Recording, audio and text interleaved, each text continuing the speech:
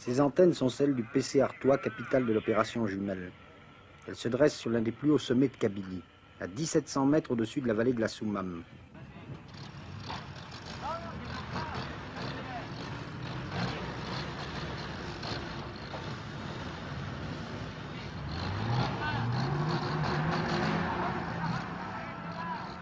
Rien ne manque, ni les avions, ni les hélicoptères, ni les camions, ni les blindés.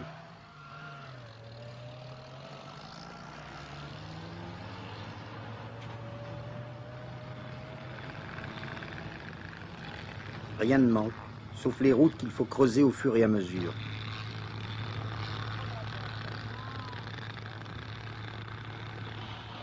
Les camions ne manquent pas pour transporter les hommes, et ce sont les hommes qui souvent doivent les pousser. Finalement, c'est sur les hommes seuls que pèse cette guerre, car 30 000 félagas ont imposé leur guerre primitive à 400 000 soldats d'une armée moderne.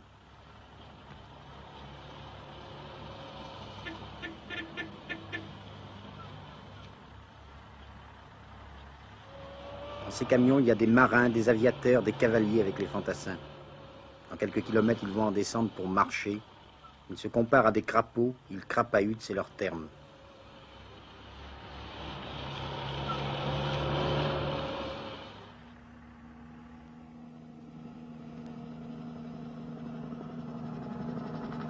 Lorsqu'ils ont filmé le départ de ces soldats en opération, Jean Lartégui et Pierre Schendorfer ne se doutaient pas que l'un de ces hommes, le dernier à droite, celui qui pousse son camarade, serait le héros de leur reportage.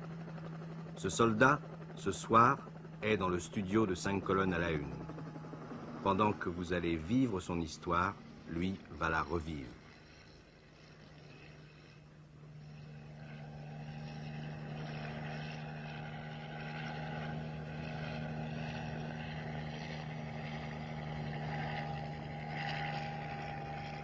Écoutez-le.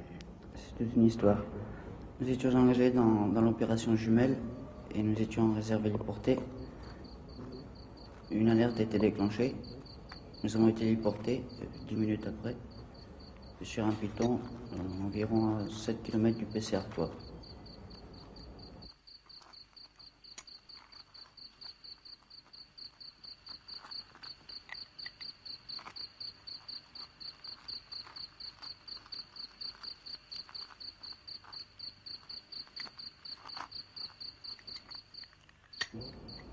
Nous étions en position de ratissage, les 4 sections ensemble, 4 sections du commando.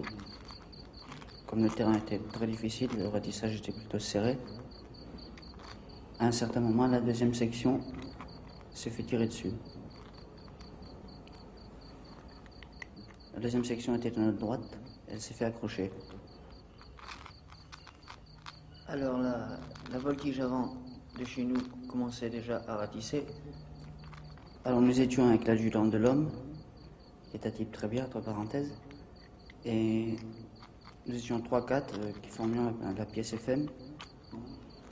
Comme le terrain était très broussailleux et rocailleux, on voyait très mal.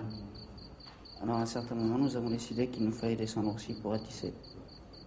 Alors à ce moment-là, nous ne savions pas que les rebelles étaient sur notre dos.